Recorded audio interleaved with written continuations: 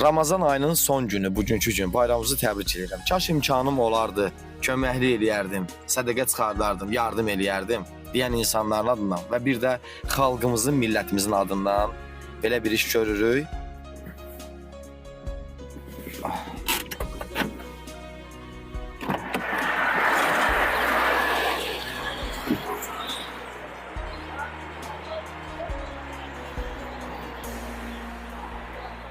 Salam, necə çıxıbılar?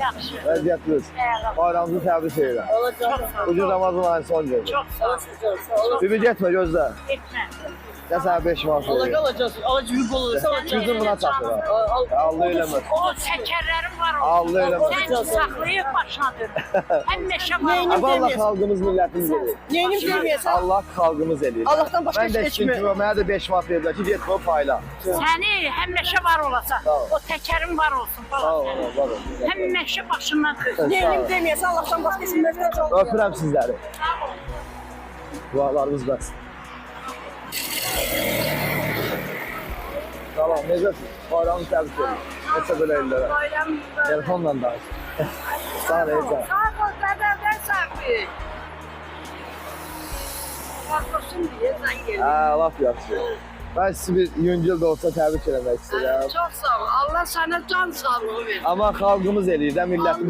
Mən eləmirəm, Allahımız alsın. Allah sana bunu kim verir? Allah onun yolunu alsın. Bu vəsaiti kim verir? Bana bir Allah o verenin var, canı sağ eləsin. Çok sağ ol. Hazreti Ali balalar kömək olsunlar.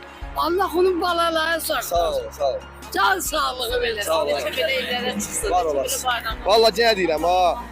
Sizə olunan o köməkli, yəni xalqımız, millətimiz eləyir. Yəni mən öz sürümdən eləmirəm. Allah şahidim. Sağ ol. Sen neler edeceksin? Yəni mənə də kimsə vəsait verib, pul verib ki, apar bunu çatdır. Payla bunu. Allah sana da kimi olsun veremez. Sağ ol, var ol, minnətdarım. Bibi can, necəsən? Bayramı təbrik edirəm.